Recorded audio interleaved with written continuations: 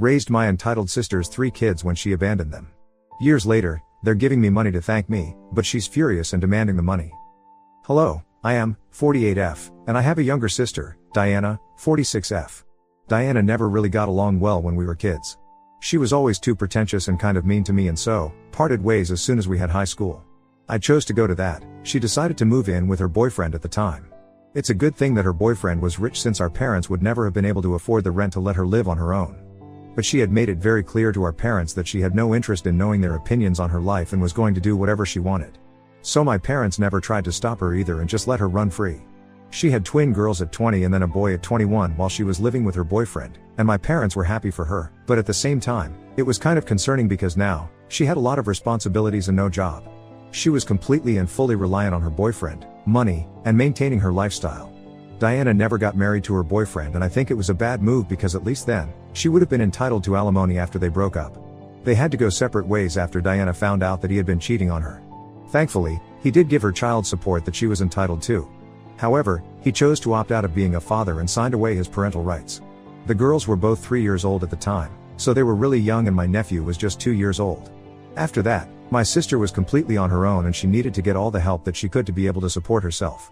Now, I did not have a good relationship with her, but because of my parents, I decided to help her out. At the time I earned a decent amount of money. It was not enough to support all 4 of them, but I could at least contribute a small amount of money every month, along with my parents, and they got by the first few months. It was really difficult to find her since she did not have a degree and had no experience either. She had to start at the bottom and work her way up, which would require her to devote quite a lot of time to her jobs if she wanted to make progress quickly, but that would be difficult because she had to think about her children as well and she couldn't just leave them at home. She could hire a babysitter, but that was pretty expensive, so she had to rely on me, or on her friends. Our parents were also working, they were contributing to her as well, so they couldn't stay home, and it was the same for me. She didn't have any friends either, who would be okay with watching her kids while she was away at work. Since all of them had their own lives and jobs, none of them took such a responsibility. So, she was kind of stuck in minimum wage jobs so she could adjust her hours accordingly and come back home quickly, so she wouldn't have to pay the babysitter to stay with her kids for too long, because then, the cost of that would be exorbitant, and she would not be able to afford it. This went on for a couple of years, and I guess Diana started resenting her own children. Because they were standing in the way of her success, and according to her, they were the only factors holding her back. I would visit her occasionally, not for her sake, but for the children's sake, because I wanted to make sure that they were doing all right. I did not have a good relationship with her, but I was not heartless enough to let a bunch of innocent kids suffer the consequences of their mother's terrible decisions. So my parents and I would regularly check up on the children, and they would always be complaining about how badly Diana was treating them. She would scold them for little things and lash out at them just being kids and trying to have fun. It was just a miserable existence for all of them, and I wished that I could help them and pull them out of that house and keep them with me, but I couldn't do that, since she was the rightful parent and I had right over them. Besides, she was getting child support from her ex and was doing her best to make ends meet. I kind of felt bad for her as well, but I felt worse for the children. However, things were pretty bad because, after that, she started seeing other men as well. And every time a relationship would not work out, she would start blaming her kids for it. Apparently, in her head, she believed that her boyfriend would always break up with her once they found out that she was the mother to 3 kids. I personally think it was because she would never say anything about it on the first couple of dates, and she would just bring it down with them after they had been together for a month or 2. And I think that's a really long time to keep a secret like that. When you are a single mother, I think you need to be upfront about it. Otherwise, it just seems dishonest and kind of weird. And I tried to explain that to her many times, but she was really convinced that she was getting broken up with only because of the fact that she had children. And she would keep tormenting them about it, reminding them again and again how their father had abandoned her, and she would keep threatening to leave them behind as well if they did not behave themselves, so they were really scared of her, and the childhood was constantly just full of their mother's narcissism. This went on for literally years, I'm not even kidding. Several times, it occurred to me that I should probably just take them and run with it. But I couldn't do that, and neither could I file for custody of the kids or try to report her, because what she was doing, while it was bad, didn't exactly amount to something that could justify having her kids taken away from her. So this just kept going on, and they were just thankful that they had me by their side, because my parents were too old to be there for them as friends, but I was always there for them, whenever they needed it. They could never go to their mother with their problems, and they could always come to their aunt, and that's what they did. Anytime they would have any sort of issues with people at school or academics or even Diana, they would come straight to me. And I really liked it. It felt like they trusted me, and I valued that. So it was no big surprise that when they turned 18, they decided to leave their mother's house and come live with me instead. Now that they were not legally minors anymore, they could choose to live wherever and with whomever they pleased, so it was me that they chose to live with. Diana was obviously very disappointed about it and had a lot to say, like she said that she had wasted 18 years of her life trying to raise these kids, and in the end, they did not even choose her. She was very nasty about it and told me that if I wanted to raise her kids so badly, I should have stepped in earlier instead of taking over when they were 18 and the job was mostly done anyway. I so badly wanted to tell her that she hadn't rested. They had pretty much raised themselves because she was always out, either at work or after that. She would be out on dates with other men, who would eventually break up with them when they found out that she was a mother to 3 kids. And she did not have any sense of what she should prioritize, so obviously it turned out to be this way. The kids chose the person who had actually been there for them, over the person who had always tormented them and rebuked them, just because she could not find somebody and she was not happy in her life. It was just that she had never already realized that she was hurting them, just because she was hurting herself. But I did not want to rub it in her face because I knew that it must have been hurtful for her as well, which is why she was lashing out at me, so I just kept my mouth shut, and that was it. After that, we didn't really have any contact. Her kids decided to cut ties with her and live with me instead. She also decided to part with all of us and stopped speaking to everybody. Even our parents did not have any contact with them, which was strange because they hadn't done anything. I guess the fact that they had not tried to take her side against me when my nieces and nephew chose to move in with me pissed her off, and she cut them off as well. It has been 7 years since then and all of them are doing pretty well in life now. I honestly don't know what Diana has been up to, but I know that her kids are doing great. My nephew went to medical school and is now a pediatrician. One of my nieces has a degree in literature and is now a teacher, while her twin sister runs her own hair salon. I helped all of them take out loans for the business and I even financed them to the best of my abilities, and I am really proud of them now because they are doing so well in life and have come so far from the kind of home that they used to live in. All of them are living separately now. They only lived with me for 4 years, and even then, it was not exactly them living with me, since they would usually be in college and would only come back occasionally. I guess I just didn't want to come back to a home where they did not feel wanted. I'm talking about Diana's home. Anyway, it has been 2 years since all of them moved out and I'm so happy for all of them. I never expected anything in return for any of this because in all honesty, I was only doing this because I thought it was the right thing to do. They were just kids, and no matter the kind of bad blood that I had with my sister, I could never be heartless with them. I had always had a soft corner for all of them since I never had any kids of my own, and I never even got married. It was just not my cup of tea personally, but for them, I think I wanted to be there as a parental figure because their father was not in the picture, and well, we all know what kind of a person Diana was. So they needed somebody and my parents were too old for that job, so I stepped up. That was all that I had done. I never expected anything in return, but I am so glad that they are the kind of kids who think that I deserve a token of appreciation for what I did, even though I don't think that it was something that I need to be compensated for or whatever. However, about a week ago, I celebrated my 48th birthday. And on my birthday, I obviously invited my friends and my family, including my nieces and my nephew. I had a blast, and my nephew was kind enough to organize everything for me, even though I wanted to pay for everything. He told me that he was going to cover the expenses because now, he was making enough money to do things for me and express his gratitude. After the party was over, the 3 of them sat me down for a conversation and told me that the 3 of them had talked it out, and now that all of them were financially stable, they wanted to show me how grateful they were and were going to collectively write me a check and show me how grateful they were for everything that I had done for them.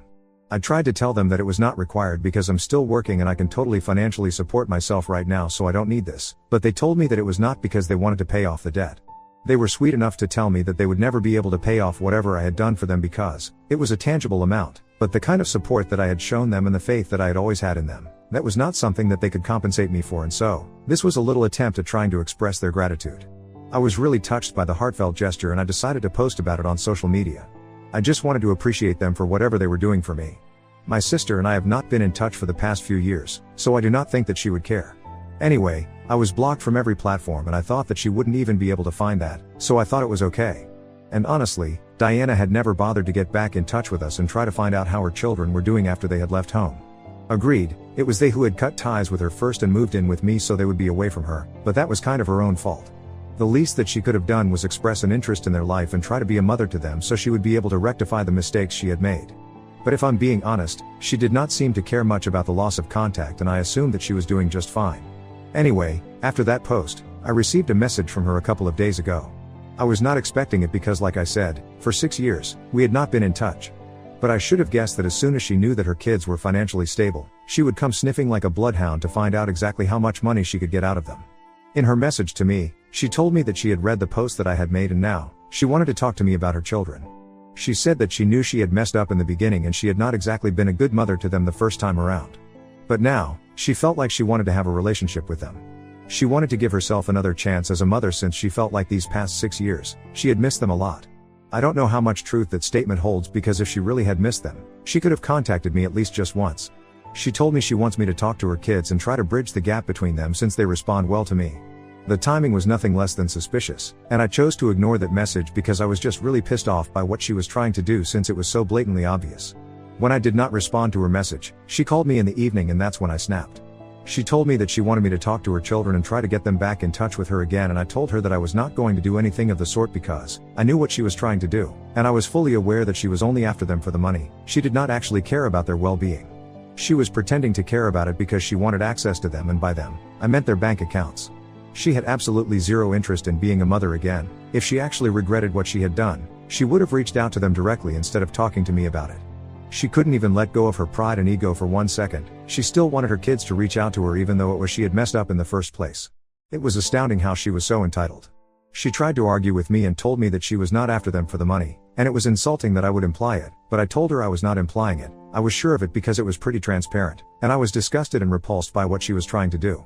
She then tried to tell me that stealing everything from her, first I had stolen her children from her and now, I was stealing a fortune from her as well. So I told her that I did not need the money and I was initially skeptical about accepting the check, but now, I was going to take it all away from her because she did not deserve it. And now, she's crying about it on social media and going around telling everybody about what I said, trying to make me look like the bad guy. Some of my relatives actually think that I went too far with what I said, and it kind of made me seem greedy and think that I owe her an apology, which is unbelievable. And that's why I'm here to ask if Ida, because I told my sister that she does not deserve the money that her kids have decided to give to me. Update 1. Hey, so I discussed this incident with my nephew and nieces, as the comments told me to. They told me that they already had heard about this from a couple of relatives and they had been thinking about talking to me about it, but didn't exactly have the time to. However, now that I had called them over and discussed it with them, they told me that they thought I did the right thing. My nephew was very upfront about his feelings and said that he had never thought of his mother as a maternal figure in his life, and it had always been me because she had never even been there for him, and my niece had agreed with him. He had always been the most outspoken of the lot. It was unsurprising that it was all coming from him, and my nieces were too emotional to talk. But he was really angry and upset and told me that Diana had to speak to me because she had never done the bare minimum, and that was because of the fact that she was getting child support money from their father, and even then, she would constantly taunt them and make them feel bad about simply existing. It was not even their fault, which is true. So they think that I did the right thing and have told me that they are not going to get in touch with their mother, no matter what happens. And they also feel that I should stand up for myself and tell my side of the story online, since Diana has decided to talk crap about me and social media has the best way to get the message across. So I guess that's what I'm gonna do. I'm really glad that they decided to take my side on this because my parents are staying out of it altogether and have told me that they don't want to be involved. I find it really weird because Diana never spoke to them either after she was cut off by her children, and I find my parents' diplomatic approach to this situation really strange because they have never been in touch with Diana in the past 6 years either. I was kind of disappointed by that, but anyway, at least my nieces and my nephew are on my side. And now, coming to a question that a lot of people had for me, which is why did I not file for custody and have the children taken away from Diana if I knew that she was a bad mother and was not treating them well? Well, I mentioned in my post, that while what she was doing was not right, it also did not qualify as torture or abuse, or neglect. She was just mean to them all the time and wasn't exactly emotionally available for her children. So maybe I could have filed for custody, but it would be very unlikely that I would be able to get the children under my care. Courts usually want families to stick together, and here, in their case, they had already lost a father. Their father had walked out of their life, and their mother was the only biological parent that they had remaining. So naturally, the court would want the family to stick together. And I knew for a fact that if I filed any sort of petition against her or took any sort of legal action against Diana, she would make sure immediately that I never got to see them again.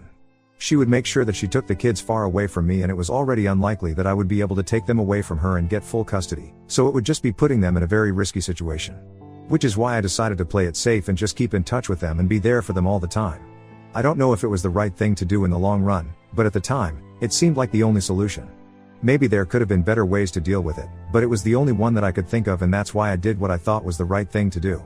It was not easy for me, and for years, I kept contemplating whether I should file for custody or not, or have them taken away from her somehow and have them rehomed, but there is just no telling what might have happened, and I thought that it was better for them to stay with their mother and have contact with me and my parents rather than any sort of risk in this kind of a situation. I hope that on the questions that most people had for me, and maybe I might come off as a bad guy for what I did, but I don't really care. I know that the kids are doing well in their lives now, and I did whatever I could to keep them happy and safe, and I was always there for them. So I have no reason to feel guilty about anything. Update 2. Hey, so it has been 1 week since that message from Diana, and today, I have been receiving a lot of phone calls from relatives and people who have been speaking to her, and they were telling me how wrong I was and stuff like that. It was getting really tiring, and I was busy with work, which is why I had not been able to make a post earlier, but today, I decided that I had had enough. After a short discussion with my nephew and my nieces, I decided to finally put up a post, sharing my side of the story and also, in a way, sharing their side of the story. Since I don't think anybody in the family knew exactly how much those kids had been through in their childhood. How many taunts they had to face every single day, just because Diana had decided to get pregnant earlier and had dropped everything for her boyfriend at the time. Even after that, she kept blaming other people for her own decisions and tried to make it seem like she was doing everything in her power to do right by her children, but in reality, she was never there for them. And I think since she was telling everybody about how I had stolen her kids from her, and I was now stealing a fortune from her as well, now that her children were doing well financially, people deserve to know the reality of the situation. Not just her warped version of things where she was somehow the victim, instead of being the person who tormented everybody. They were already judging me for a lot of things because they only knew her side of the story and sympathized with her, but in reality, it was me who deserved to tell my side of the story along with her kids. So I typed everything out a couple of hours ago and I made the post. So far, she has not said anything to me, and the only messages that I have received are from my relatives, who were judging me earlier.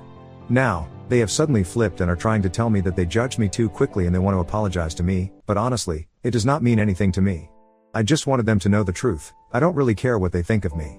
But it was important for me to speak my truth and share how Diana had treated her kids, which is why they were not in touch with her anymore. Anyway, now that all is done, I am ready to move on from this. Honestly, I don't want anything to do with Diana anymore, and I was perfectly happy for the past 6 years when she was not in touch with me.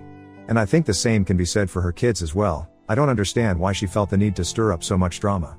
If she wanted money, she could have just asked for it instead of pretending that she actually wanted another shot at being a mother.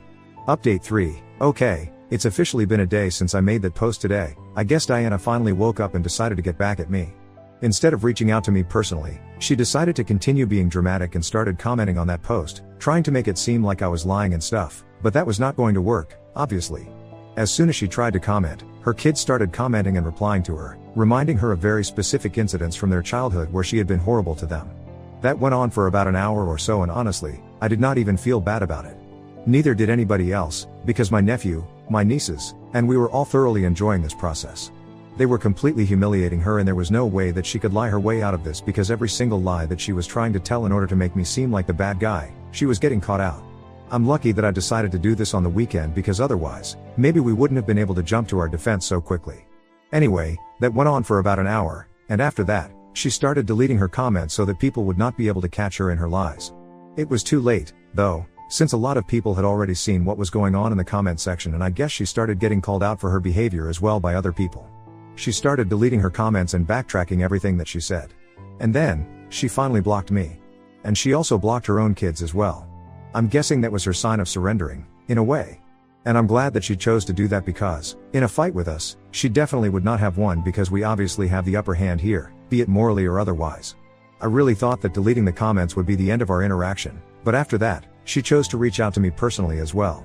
She sent me a message, saying that she hoped that I would be happy now since I had painted her to be the villain, and now everybody hates her. I thought that it was really ironic, coming from her, since that's exactly what she was trying to do first. She started it, and now, just because I decided to hand it back to her, she can't take it. I don't even understand why people try to dish it out when they know that they can't lick it back up. Just don't start drama if you don't want to get caught up in the consequences of it. Anyway, I ignored that message, and that's what all of us are going to go back to doing, ignoring her for the rest of our lives. Because she is not even worthy of our attention anymore, she has proven that.